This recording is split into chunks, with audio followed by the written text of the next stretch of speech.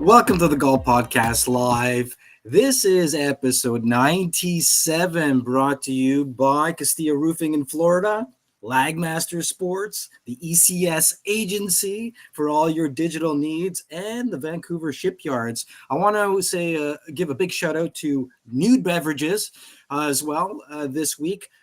Guys, what is it this week? It's the PGA Championship. It's the second major of the year. Valhalla Golf Club in Louisville, Kentucky, May 16th to 19th. Next year, it's going to be over at Quail Hollow over in Charlotte. A big course, a huge course, 7,609 yards. Weather's great, 67 degrees Fahrenheit. Small winds. Mike, how are you today? I'm doing good. Out here in sunny Vancouver. Getting ready Is for it the sunny? season. It is sunny today. Yeah, we've had a good run the last few days. But yeah, it's a good day. It's PGA Championship week. Yeah. High level golf to talk about. Although we did have some good golf on the weekend. Good to see Rory break through. I was kind of pulling for Xander, but not that upset. Rory got it. Yeah. A lot's happening. This PGA Championship is turning out to be the most dramatic, major so far. The Masters was kind of uneventful compared to last year. I think with all the live players getting in to this tournament was surprising. A lot of the talk about how the public investment fund and other elements of financing is coming into the PGA Tour, who's meeting who and whatnot, a lot of drama going on. And just like last year with Mr. Michael Block just wowing everybody, he's back and he's playing, he's in the first group. So many past champions playing. One of the things that caught my attention, Mike, this morning was John Daly, shaking hands with Tiger. Mm-hmm. And him playing in the event, and just sort of that the old school, the changing of the guard still there, right? Still looming and wanting to play. Your thoughts about this? Some of these guys playing in this year's tournament. Well, Blocky, as everyone called him, like he's kind of golf sweetheart. That story last year was kind of every club pro's dream to make it to that level and to get up and down like that. For one, the shot he had on 18, short-sided, left of the green in that choppy deep rough to give himself an 8-footer or whatever that was. That wasn't in gimme distance. That was a medium percentage putt, if I could guess what the stats of making that are, but that wasn't a high percentage make, and he put that in with everyone crowded around him, Phil Mickelson staring him down. It was the hole in one, yeah. Just everything, him just making it almost on the number to come back this year, and getting all those sponsor exemptions to play in, right? His outgoing personality on all the podcast afterwards, and placing himself amongst the greatest, it was pretty controversial as well. But he's got an early tee time playing with Luke Donald and Sean McKeel at 7:15 a.m. Mr. Official World Golf Ranking 694 will be going off. Mm-hmm. And so, he's 47 years old, turned pro in 2008. He's a teacher, right? So it's a great story, to say the least. It is. And everyone's pulling for him. If he could, first of all, just make the cut, that would be amazing. Yep. If he gets himself into contention, that would just be mind blowing. And he's probably working hard at it. So we'll see. Yeah, big congratulations going out to our winner out in the UK for the Lagmaster Sports Training Aids package. Mike Dickson has done such a wonderful job doing that, and hopefully he's going to get his stuff, and he's going to show us maybe some video or do some reviews on what he's getting, so we're excited about that. Mike, let's talk about Tiger Woods. Tiger Woods is playing. He's also had a epic interview with our friend Gary Williams today, where he talks about the meaning behind Valhalla and how Valhalla has played such a big role. Do you remember his? I still have his rookie card, which is of some value, of him kind of pointing at that hole, right, and running up to that hole, pointing at the hole. We also remember that Valhalla tournament in 2000 for Jack being his last PGA Championship, so that was very cool, and what that meant to him. So there's a lot of history at Valhalla. Uh, your thoughts about Tiger? Well, we all want to see him there. Everyone wants to see him contend. There's no doubt about that. Even probably his former haters would get excited to see him, be in the mix on Sunday afternoon. Um, but we all know where he is at. He's taken a beating physically and multiple surgeries. Um, but if anyone can do it, he can. Let's so we're all going to be watching. It's a classic golf course and a huge long running event. So uh, we look at look at the corner of our screen there. You can see Tiger staring it down. Yeah. Yeah, it would be amazing. Well, look, it's funny with the official world golf rankings because you probably won't believe where he's ranked right now. Take a wild guess, like just anything, like just throw it out there. 2,000 in the world. He's 807. Okay. 807. We're looking at a guy who's got obviously 82 career wins. And guys, if you're watching us for the first time, we're just coming in here. We're talking about Tiger Woods, but just sub and follow us. We're getting things going on YouTube, but at any social platform, whether you're catching us on Facebook, on Twitter, which is X now, or on, am I forgetting a platform here, Mike? What are we?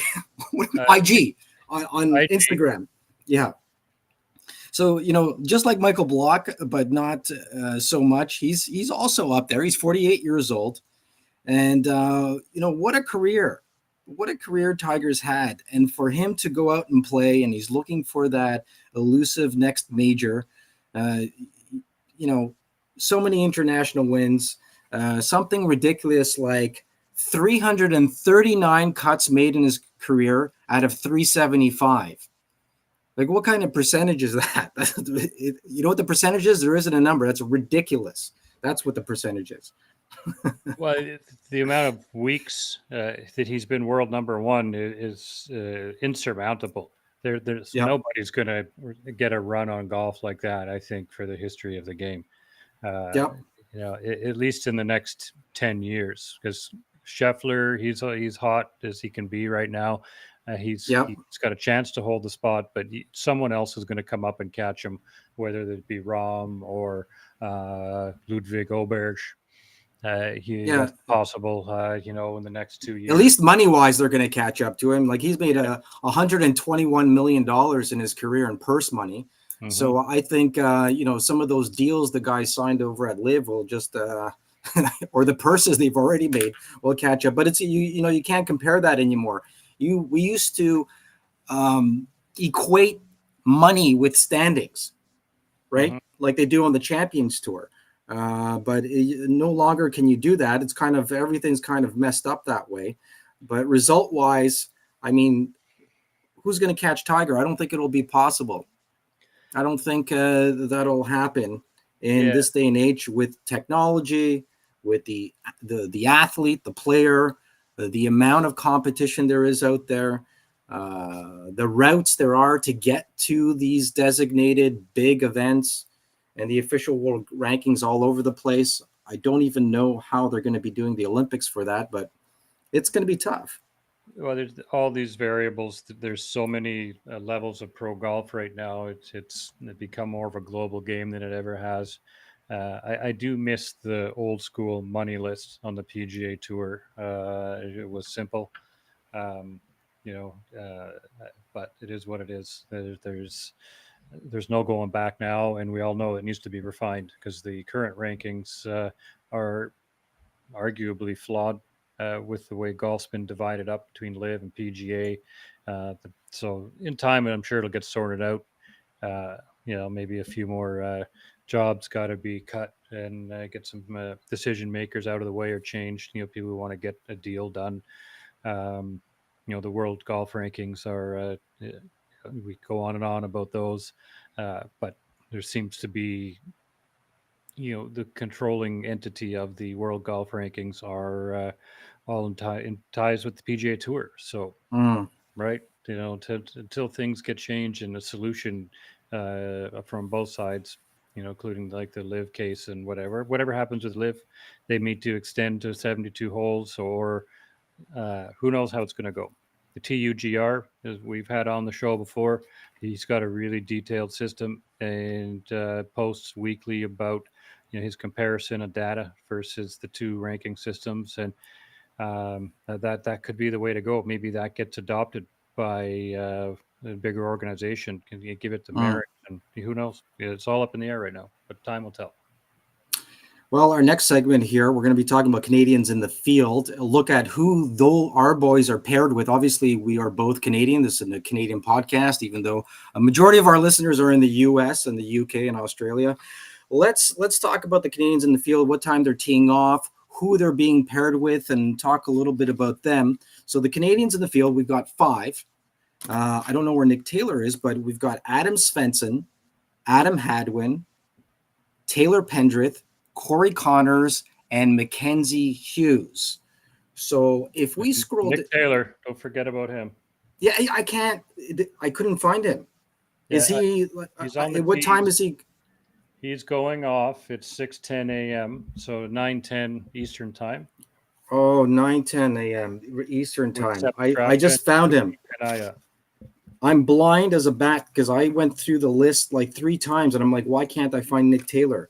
Maybe because he was paired with Straka and Kanaya, who I don't know who he is. I don't know. All right, so we got six player. I know who Seb Straka is, of course, but I don't know Takumi Kanaya very well at all. But let's. Who is the first guy Canadian going off? Would that be Svensson? Svensson is going off at 7:48 with Hisatuni and Oakley. I'm doing my best. What are you laughing at? I'm laughing at you. Because that was funny.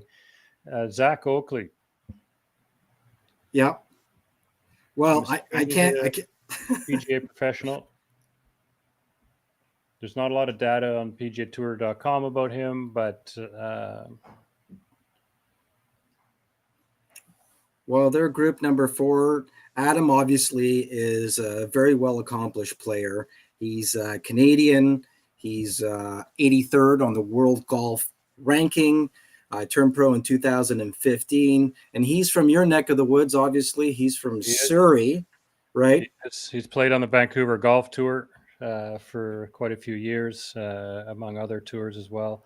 And he's a local favorite around here for sure.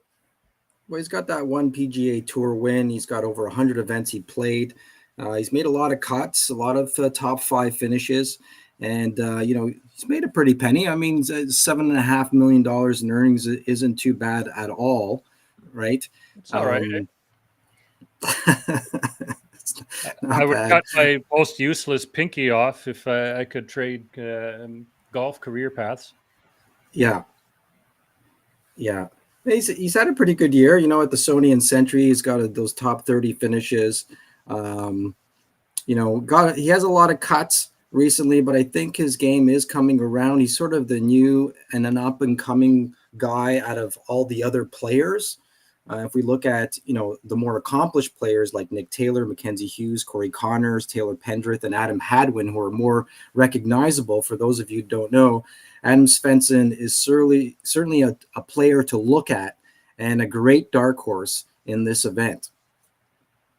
He would be, and like all our Canadians they're fantastic golfers. We've got a lot of them compared to other generations, but they can all be a bit streaky. So like so you never know. Svensson, any one of these guys could get hot this week, and bring home a PGA to Canada. Wouldn't that be insane? That would be insane. That would be insane. As well as, so if I look at the next pairing at 6:59 a.m., this is interesting. You got Adam Hadwin, Taylor Pendrith, and Martin Keimer. Mm-hmm. So that's very cool. I think that's a really cool pairing. Hopefully, we'll be able to follow the individual groups and with the apps on ESPN or on PGA Tour. Obviously, there's going to be some great highlights with the graphics to be able to follow these players. But for those of you who don't know Adam Hadwin, I mean, he's no slouch either. He does have a career win. Obviously, I think it was at Pebble Beach. And he also is in the top 100. He's 51st on the official world golf ranking. Adams won the And Valspar as well, so I believe that's two. okay, I'm gonna all pull it up. right. We're gonna double check that. Keep going, Rob. Yeah, yeah. Um, Yeah, and he's played in 258 events, which is more than a lot of people could say, but he's been pretty consistent. He's made $22.5 million in his career, joined the tour in 2015, and he's been close so many times. I mean, just looking at just this year, he's got at the Century, he has a tie for 14th. Also at the American Express, tie for 6th. And, starting off the year at the Genesis, a T4. So really good year so far. And, Yeah. he's got two cuts, the Phoenix and the Sony. But all in all, I mean, pretty great year so far.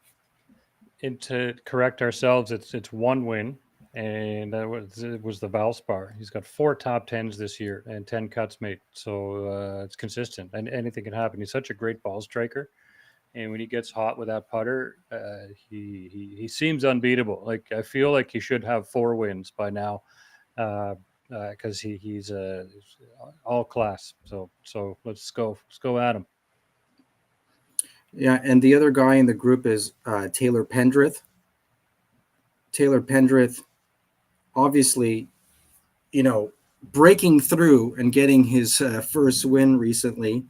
It will be playing with Adam Hadwin and Martin Keimer at 8 a.m. He is 54th on the official world golf ranking. The guy has a very awkward swing by today's standards, I would say. It's very upright and he comes on the inside, a very long player, hits it a mile. Went to Kent State University.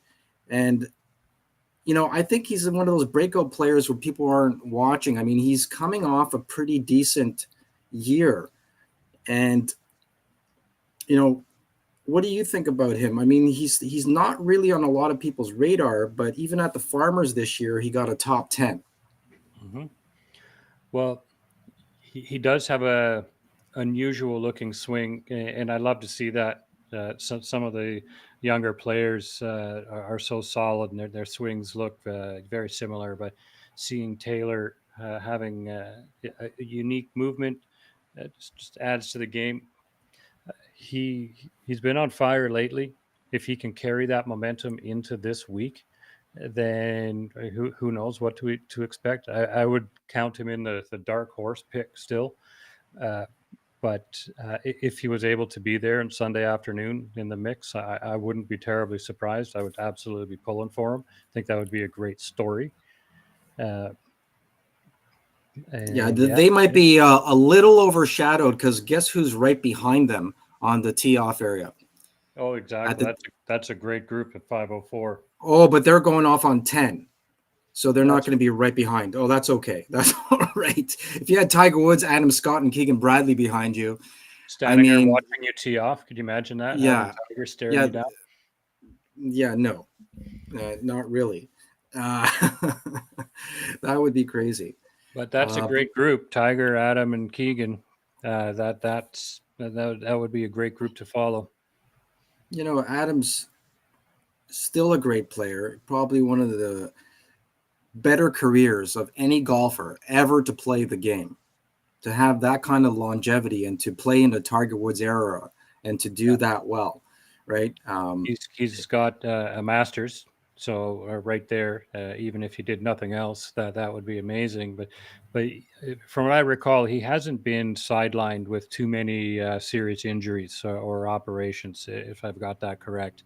And you mentioned it right there, longevity. You can't ask for anything better in golf. The several decade long career. He'll be able to play as long as he wants, and would be amazing on the senior tour. What is he now? He's got to be like 44 or something, right? Well, he's up there. I do believe he's 43, 43 years old. So he's getting up there. He's so mature and is so well spoken. You would think he's 53, right? Hmm. Or more, right? He's got the whites and the grays coming in as well, but he's super fit. I'm actually surprised that he did not go to live, that he did not, I with thought he might. I with the Australian contact with Cam Smith and all the boys, that whole Australian team. I was actually surprised. thought he might go too, but I am surprised for that matter, just because of the effort to get live as a in Australia emerged. I am surprised. So, but good for him. He didn't. He's a good forward. I like seeing him play on tour, and he's great for golf. And just to give people perspective, with the amount of golf that he's played, because he turned pro in 2000, he's made basically half of what Tiger's made. Hmm. And barring not much time off, no big injuries, no accidents, no drama, the guy's made half of what Tiger's made, just to go, because they basically played the same era. He Yeah. was a little younger than Tiger, I believe, when he turned pro. Tiger coming off of 97 and his career in 98, 99, and him turning, he was just following into his footsteps. But just unbelievable, with 14 PGA Tour wins already, obviously a Hall of Fame career.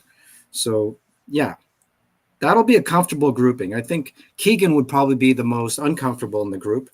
Um, But he's having played these guys so many times. For him, and Tiger, he's going to be in competitive mode, but he's not like the old Tiger with the evil stare and intimidation. He's a little bit more jovial between the ropes than he's ever been in his Yeah, competitive career. So I think for all of those guys, it's a very comfortable pairing. absolutely. Mike, I'm looking at the next pairing, which is Adam Schenk, Corey Connors, Nick Dunlap. That's at 9:21 a.m. on T number one. And obviously, we're going to talk about our boy, Corey Connors. Boy, talk about up and comers. How do you feel about Corey Connors? Well, obviously, I pull for him. Um, let's get his PGA page up here. Like, I have a feeling he's just inconsistent. He's hard to predict. I've picked him in DraftKings in my lineups many times, and it's 50-50 to see if I've gotten anything out of him. Yeah. Yeah, he's super consistent, always in the top 30 in the official golf rankings. Yeah, He's dropped back a little bit. He's 49th with 2 career wins and making some good money. Obviously, he's Canadian. Also went to Kent University. There's that huge connection between Kent and all these players going to Kent, and you know, I think, by far one of the better careers. Nick Taylor's kind of stole the show, and we're going to get to him really soon. But he's had one runner up and 3 third place finishes on tour. His cuts made, he's still doing pretty good, 130 out of 180 cuts, and he's made $20 million. yeah, Since absolutely. 2015. And 2 career wins, right? Like Hadwin's got 1. Yep. So he's proven he can do it over and over, and he's there. But it's a hard one to bet on because you don't know what you're going to get. So typically for these events, I'll make a Canadian team if I can work it into the salary cap on DraftKings. Yep. And I'll do the same this year. There's a lot of the Canadians to work with. So, again, if Corey's there on Sunday, I'm in. I'd be Well, really odds are good. I think he's at plus 9,000 to be tournament winner. So put your money on him. yeah. Yeah, great player. He's a tall fellow. He's 6 feet tall, 200, but they're all that way now. They're all 6 feet plus, all 190 plus, Not right? all. Well, a lot of them, a lot of the new boy. I guess the new boys coming up. For a guy who came out of Canada, they're all out in Florida now. He's up in Jupiter as well.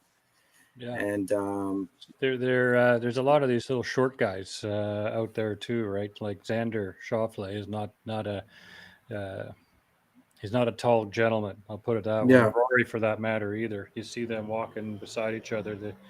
They can't be more than 5'7" or something like that. yeah, Rory's. Yeah, I think he says he's 5'9", but I've stood beside him, and I think maybe in shoes and Yeah. spikes. Brian He Harmon might- as well. He's another little guy, but geez, oh, pound there's for pound, he hits that ball so well.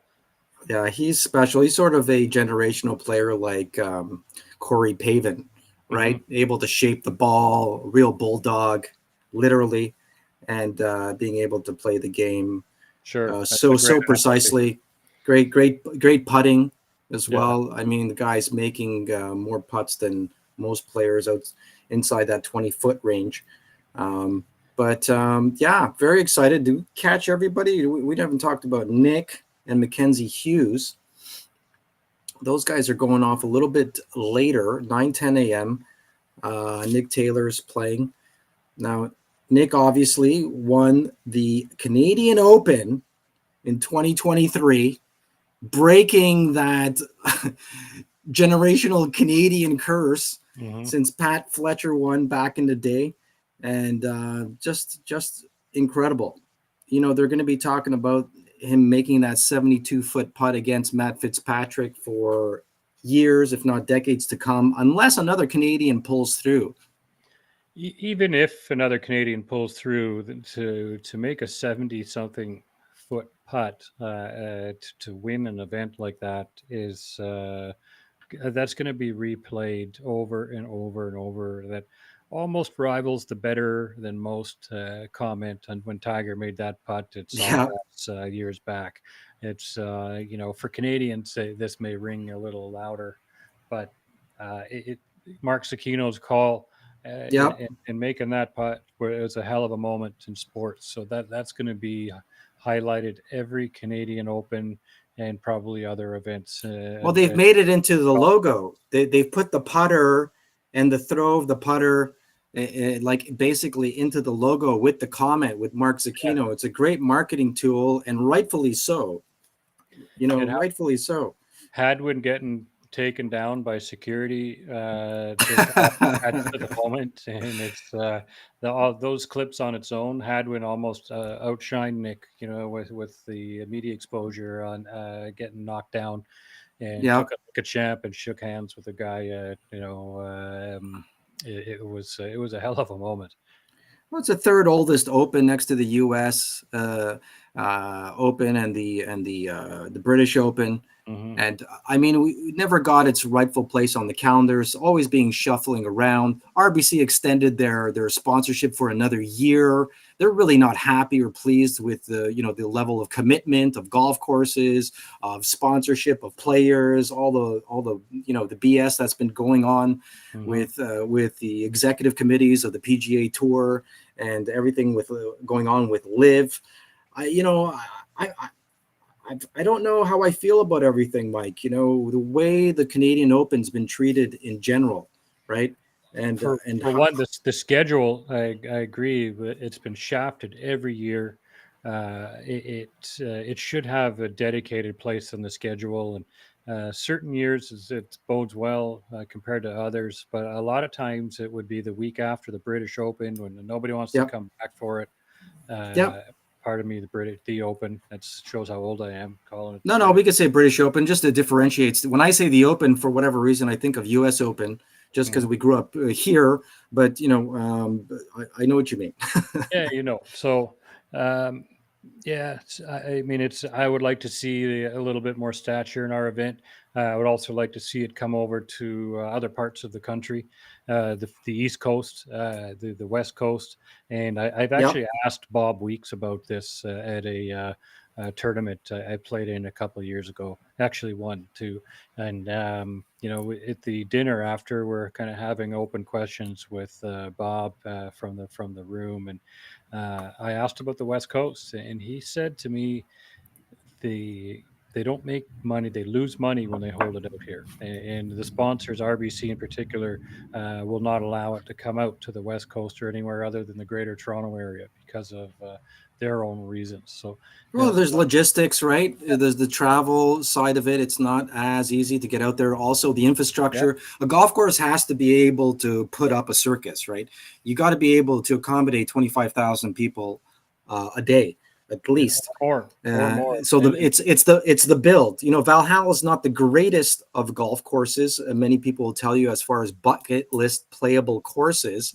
However, it could accommodate, and it's there's always drama. It's always challenging, and Valhalla has its special place. You know, with Tiger's epic win in 2000 and all the events that have taken place over there over the years.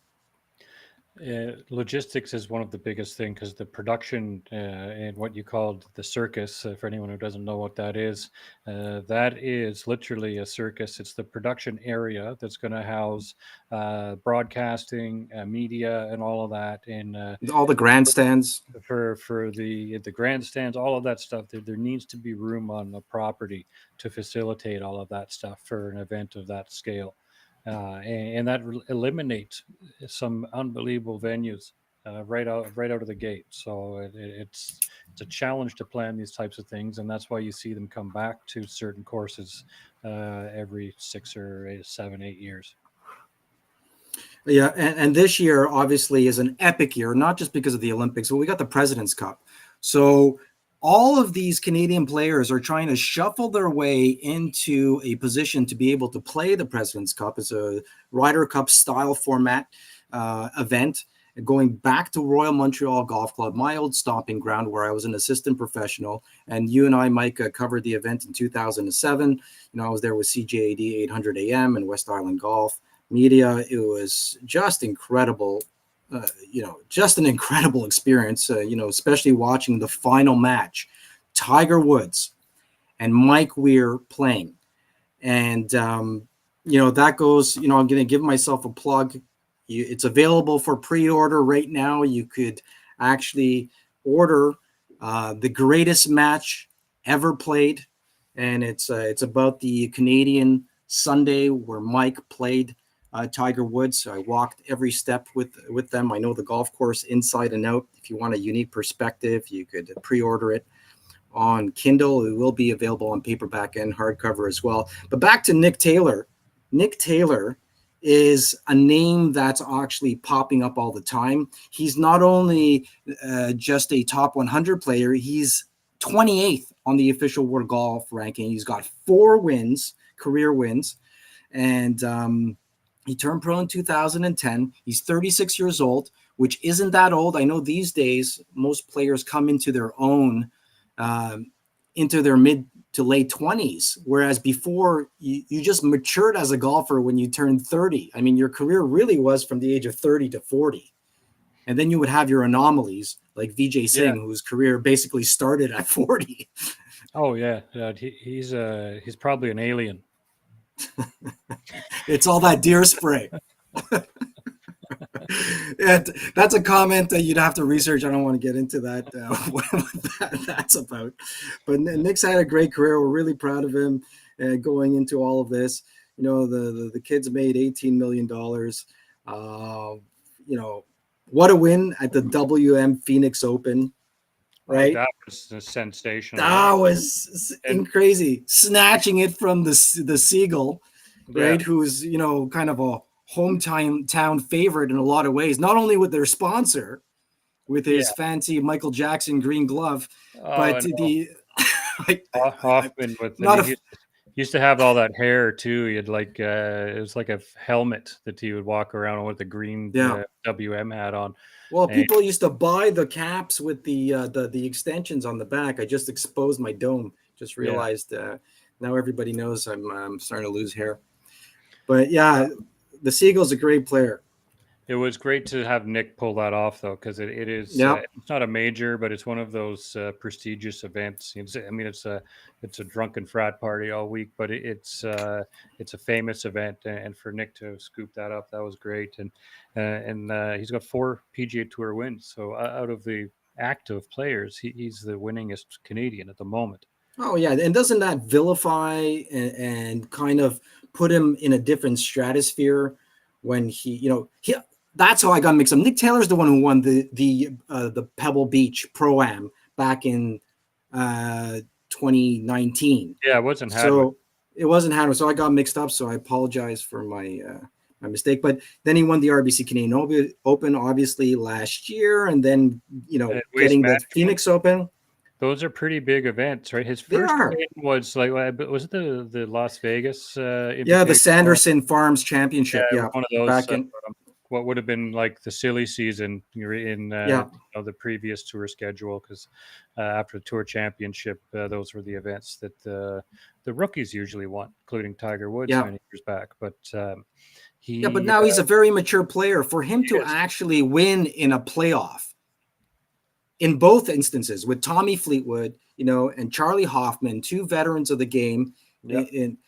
is pretty incredible. So I'm looking forward to him. And if you're going to bet, if you're going to have a Canadian favorite, that I think Nick's got the moxie, and he's got the game, he's got the shot shapes, he's got the experience now. Just unbelievable. He's having a pretty great year too, right? He's Yep. just he started off a great year with the T7 at the Sony, and then obviously getting that win at Phoenix, coming off of Arnold Palmer, which is no picnic. That golf course, it's a big course, finishing 12th. Although he missed the cut at the Masters, he's doing pretty good. Oh, he's having a good year, good solid year. He's got a win and 3 top tens, and sitting 29th in FedEx and 28th in the world. So you can't ask to be in a better position. That gets him into a lot of events, and he's a contender. He makes around 63% of his cuts. So you won't be surprised if he's there and competing this week. A couple of things to talk about, Mike, before we wrap things up. Obviously, there's a lot of live tour players. When you go through this list, who's standing out to you out of the live players that are actually playing the PGA Championship? Obviously, a lot of exemptions were given out. Some people are not too happy about it. I'm kind of excited about the live players that are playing. I know you think Taylor Gooch is just going to take the whole thing down, don't you? No, I know that's your take. I've never been a huge Gooch fan. I know he had an epic season last year on the Live Tour. Great player, and he seems to put his foot in his mouth. Anything he makes a comment on, they just shred him online. Part of me likes him for that, because he's not afraid to say something, and so be it. Right? It's like, remember Patrick Reed called himself, it's just going to be him and Tiger at the top, and well, everybody said stupid stuff. Can you imagine if we were on air all the time? I would be constantly digging myself out of a hole. When you and I were younger and we were playing in our 20s, and if we were good enough to play on tour, you and I would have, before the age of cancellation, you and I would have been canceled and fined. My fines would be higher than my actual earnings. If there was a stat. What's the fine for throwing your putter into a tree on PGA Tour? Well, I know swearing back in the day was 5,000. I don't know anymore. Anyways, the PGA Tour was the only large sports organization outside of, NBA and NFL and MLB that didn't show those statistics on fines, what people were fined for. They were trying to keep a squeaky clean image of the tour and the representation of the tour. And so that was all pretty private. Still is. Johnson was suspended for 6 months for some unknown reason. What the Yeah. internet seems to have figured it out. I'm not even going to So mention it on the look, show. yeah. And he's actually had a revival. Have you seen him, his workout routines and what he's been I have. doing in the last 5 months? Insane. The guy's ripped, first of Hmm. all. And he's got a fire in his belly that, I haven't seen in him in a while. You got Lucas Hebert or Herbert. Actually, his name is not pronounced in French. He actually made that very clear at a couple of interviews. People are calling him Hebert, and he's like, it's Herbert. He goes, I'm Australian. And there's Adrian Moronk, who got his exemption. That's Just right. going down the list here. There's DeChambeau. Yeah. Right. He could show up in the majors. He's working hard on his game, so it wouldn't be a shock to see him in the mix. Um, Brooks being defending champion, we have to consider him a contender out of the live side, and everyone's forgetting about John Rahm, the $500 million man. He's Right. still a good golfer. He's not just wealthy. He can still play. He He put has on a few moments. pounds. Sure. Well, he doesn't have to eat at Chipotle anymore. Well, he certainly has the money to buy a small farm and open up a restaurant or Yeah, two. yeah. That's for Maybe he's gonna sure. buy some of Bill Gates' farms. So we can't expect to be surprised if John's in the mix. He's gonna contend in the majors again. Like he's always been a bit streaky through a season, but as golf is, you're as good as your last tournament. So things can change in a dime. So out of the live group, I think Brooks and Rahm, as I said last week, are probably would be my picks to win out of there. But as Well, you you know deep, what? The Live Tour actually exposed me to a lot of golfers, Mike, that I've never really followed, like Europeans. And mhm, watching a guy like Dean Burmester play golf and them doing those profiles on the players during the live broadcast has certainly brought them to light. I love what Farady's done with a lot mhm. of the players, the walk and talks they've done with Suan on the golf course. They brought that from the DP tour because they used to do that a lot on the DP World Tour. I always like that during the event or during the rounds or practice rounds. They're walking with the players, asking them questions, getting to know the players. And they used to do that decades ago with Jack and Gary and Arnie, and they would even interview each other through Yeah. a round. So that's not foreign to pro golf. Yeah. And this being a PGA Tour event, we've got a lot of PGA Tour teaching professionals, a lot of PGA of America members playing in this event that you may not have heard of, but they're also very good locally, regionally, and nationally in their own right. Obviously, that's where Michael Block came out of and really put the PGA, membership on the map Mm-hmm. because the stats were horrible for a number of years for these guys to play. So look out for those players. I'm sure they're going to do a good job, talking about those players. I like Patrick Reed Yeah, he also is. as a pick. He's definitely in the dark horse range. He's not a terrible pick. I find because he'll usually make the cut in DraftKings. You can count on him for some points, and if he gets hot, it works out really well. And let's not forget about Cam Smith from the live side as well. There's a Of name course. that's we don't see on tour, obviously, and he can do anything at any time. So Cam Smith could be in the mix. Yeah, and let's not forget our senior players. You and I are 50 now. We've crossed the line of actually being able to call ourselves seniors, at least for competitive play. And when I look at the older players that we grew up with that are playing, I find it really interesting. The four names that obviously stand out to me, and you tell me what you think: Harrington, Woods, Mickelson, Daly. I would love to see that like a pairing, a threesome pairing with one of those three guys. Essentially, what I'd like to see is Woods, Mickelson, and Daly in a pairing.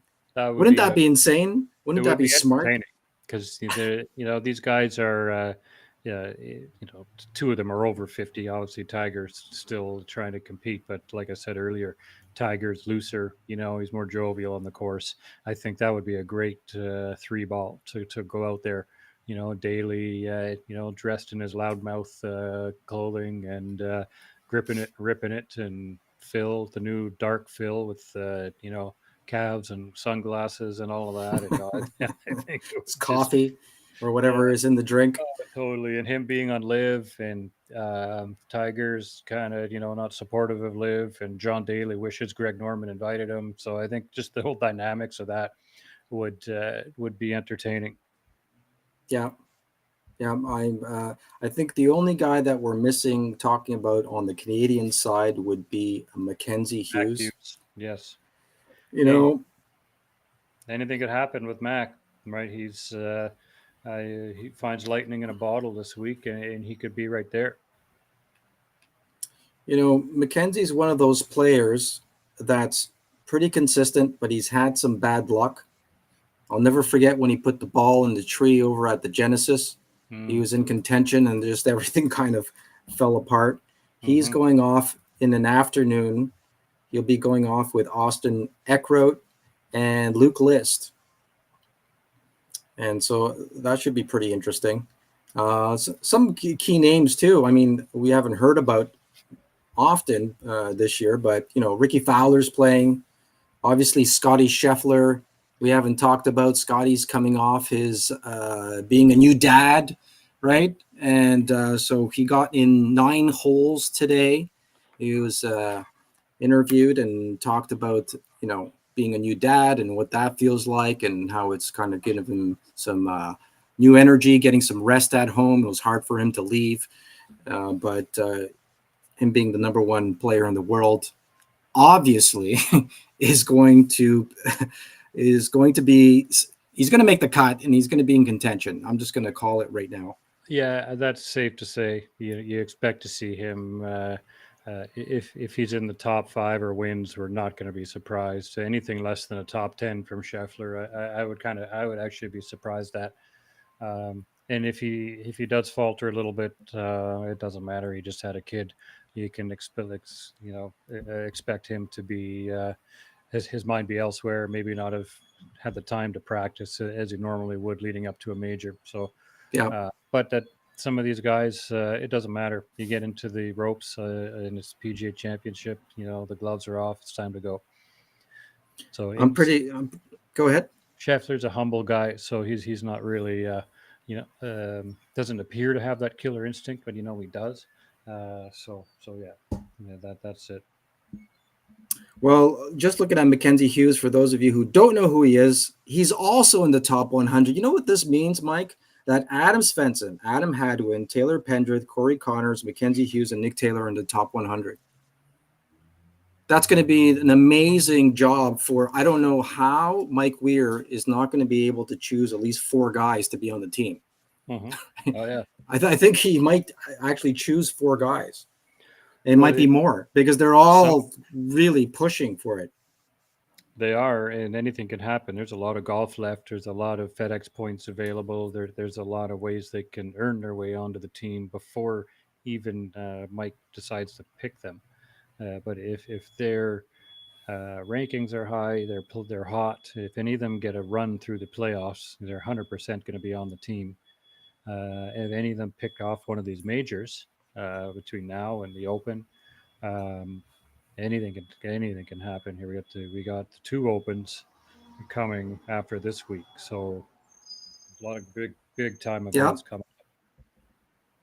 You got a truck backing up into your office because all I hear is it's those high pitched sounds that get picked up, right? So if you're just joining us, we're talking about the PGA Championship, obviously at Valhalla Golf Club in Louisville, Kentucky. It's this weekend. Make sure you put your bets in. Special thanks to Castillo Roofing, Mike Kelly, Golf Sales. Get your estimate, get your repair on your golf roofs anywhere in Florida. Lagmaster Sports, Mike Dickson, Training Aids, ECS Agency. If you got a website and you want to get it fixed, you want to get something built, make sure you reach out to ECS Agency. And of course, the Vancouver Shipyards in North Van. That's the community festival every Friday night. Go check it out. And Nude Beverages. Thanks for coming on, guys. Make sure you follow us, sub and follow on any of our channels. We're trying to grow. Send us comments. We'll try to get back to you. We'll do our very best. So Yeah, good or bad, poke fun at us. That's all good. Let's have some fun and follow us. Just do us a solid subscribe on YouTube and any other channels. Engage with it. That would be great. And that's the Shipyards Night Market in North Van every Friday for the rest of the season. So you can see our banners in there. If you do come down, make yourself known, and we'll get you a nude on us. Yeah, he means a drink. Yeah, I mean a drink. Yes. Yeah. All right, guys. For Michael Bleakley, I'm Raphael Calmat. You've been listening to the Golf Podcast Live, episode 97. Join us next week.